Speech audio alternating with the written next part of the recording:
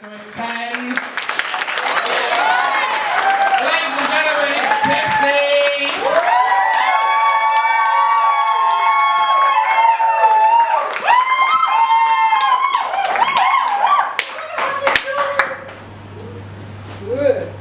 There we go. I thought I was supposed to take that off there because height's not my strong point. So, look at you. You're an audience.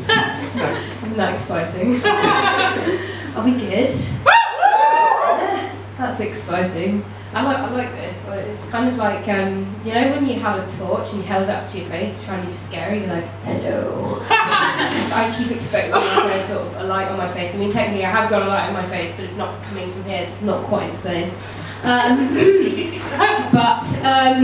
Before I go any further, I would like to start with a brief dedication. I would like to thank my performance partner Mike because he's really helped me find my voice. Yeah, no, it's a real sort of, Chariots of Fire story, that. So this is not my first time doing stand-up, as our lovely compere said. I once hosted a charity gala in my local pool. It went swimmingly, but we forgot water, which was a problem. I blame Richard, actually, because it was his job to fill the pool.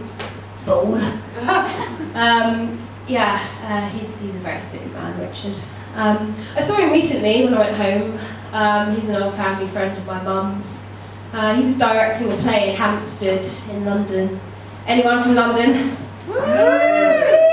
Yay! Love London. So the first thing he said when he saw me was, "Ha! Still 12!" And I was just like, still a dick. The problem with that is that Richard actually is a dick. He's the most phallic looking man I've ever seen. Which is sort of problematic in so many ways, ladies and gentlemen, so many ways.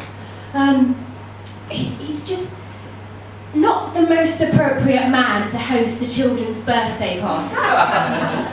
So does anyone remember the game Wink Wink Murder? Yeah. Or Murder in the Dark? Yeah?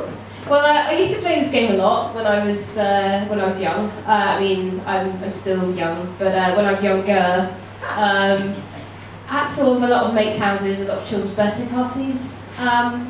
And the first time I played this game, I hid with someone else, which you're not supposed to do, but I wasn't clear on the rules.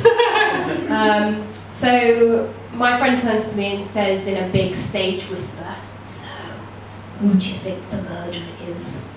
And so I had gathered at this point that I was supposed to be quiet, so I sort of said rather loudly, "I don't know, I'll just take a wild stab in the dark." And then I hacked her to death with a machete. But like I said, I wasn't clear on the rules. And then do you know what Richard did? Do you know what Richard did? The fucker. Do you know what Richard did? He disqualified me from the entire game.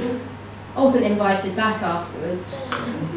But you have been an audience, and I have been Kipsi, so that is marvellous. You're marvellous, and I hope I am just a little bit marvellous. So thank you all for being so lovely, and I will leave the stage to the much more experienced comedians now.